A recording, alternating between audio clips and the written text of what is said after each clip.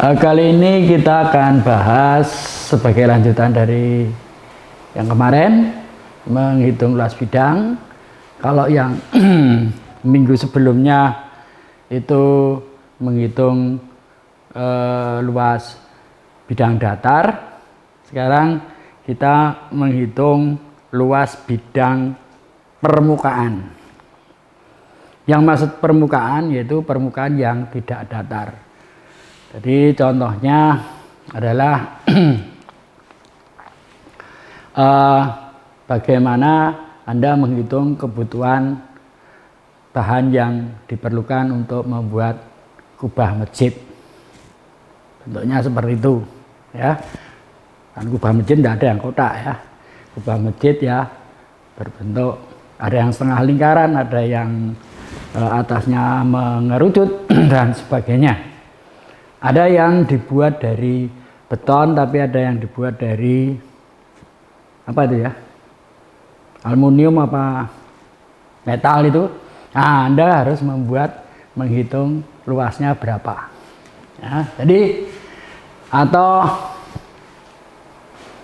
menghitung permukaan mangkok bakso, ya. Seperti itu, melengkung. Jadi gini.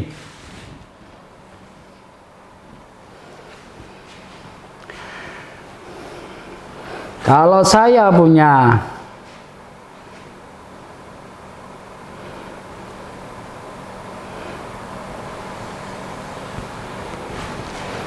ini suatu fungsi X,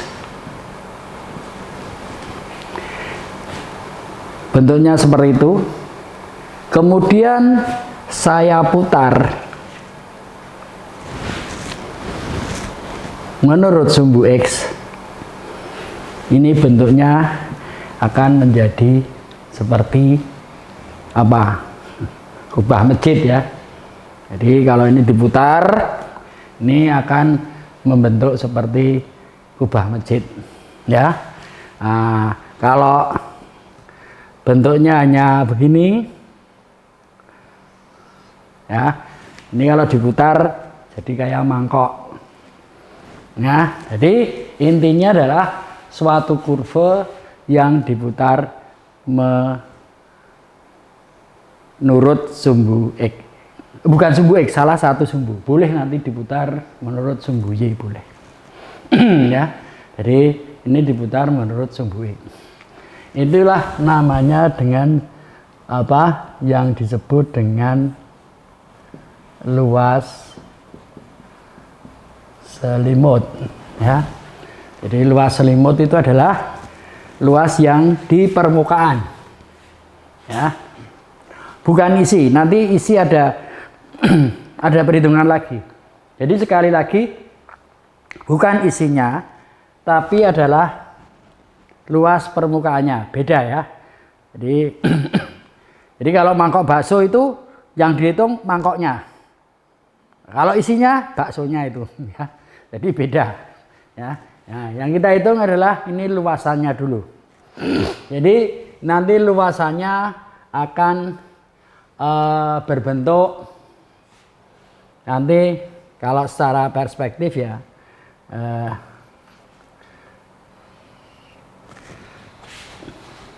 seperti saya bikin miring, ya. Seperti ini, ya. Ya kayak topi bisa saja, ya, topi apa? Topi Santa kayak gini bisa saja, ya. Nah, yang penting kita mencari apa namanya luasannya. Bagaimana caranya? Yaitu kita ambil. Jadi nanti di sini ada interval tertentu, ya, batasannya dari A sampai B, dari 0 boleh, dari mana saja boleh, ya.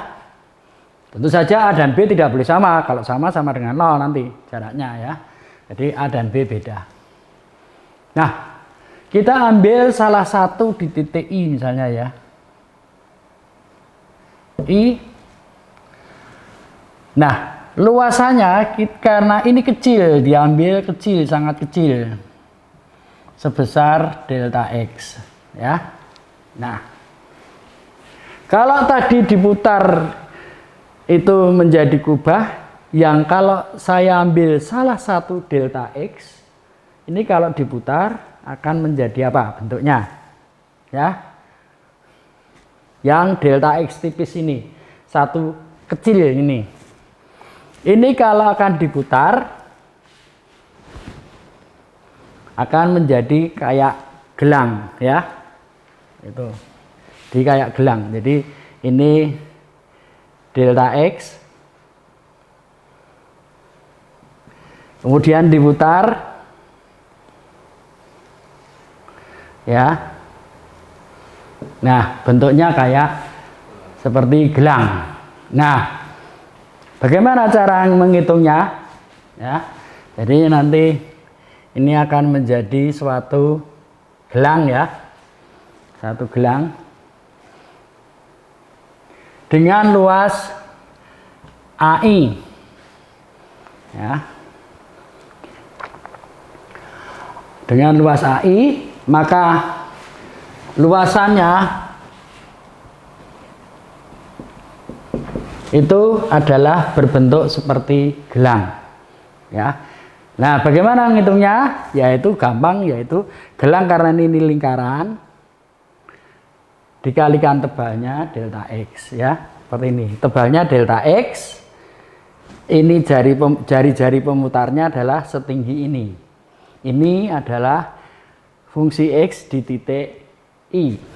Jadi luas AI itu adalah ini diputar dengan jari-jari setinggi A, setinggi fungsi ini, jari-jarinya, ya, lebarnya adalah delta X. Jadi delta X kali lingkarannya, lingkarannya adalah bukan luas lingkaran tapi keliling lingkaran, kali keliling lingkaran. Ya, keliling lingkaran ini jari-jarinya adalah ini. Nah, keliling lingkaran apa? Anunya apa namanya? Rumusnya delta X 2πr. Ya, keliling lingkaran itu adalah 2πr. R-nya apa? Delta X kali 2pi, R-nya adalah sejauh fungsi X di titik I. Jadi fungsi X I. Atau kalau kita ini konstan, taruh di depan aja. 2pi kali fungsi X I kali delta X. Dengan cara yang sama,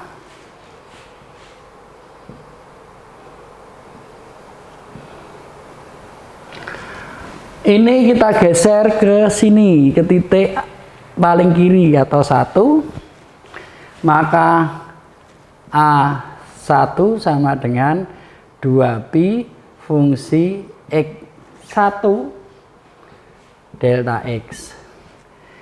Demikian pula geser kanan sedikit lagi, 2pi fungsi X2 kali delta X.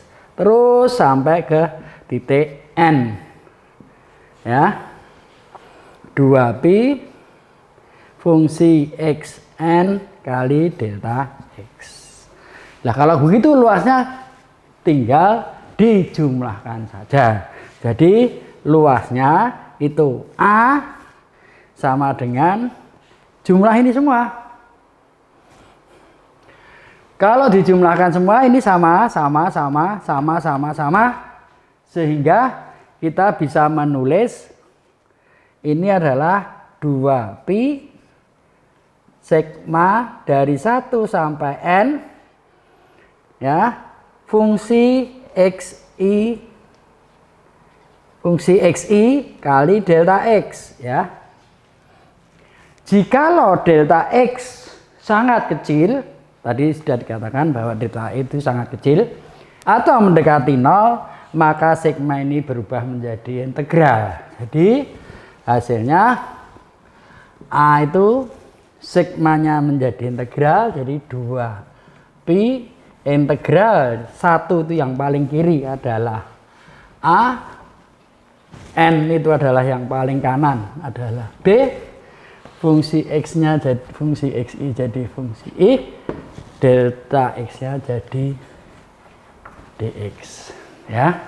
Jadi ini rumusnya ya. Rumus dari selimut itu adalah seperti ini. Bedanya dengan luas bidang kemarin, kalau luas bidang kemarin tidak ada ininya ya, cuman integral fungsi X dx. Kalau di depannya ada 2pi, itu berarti adalah luas selimutnya. Begitu. Kita sekarang latihan ya. Gitu. Dipotong dulu.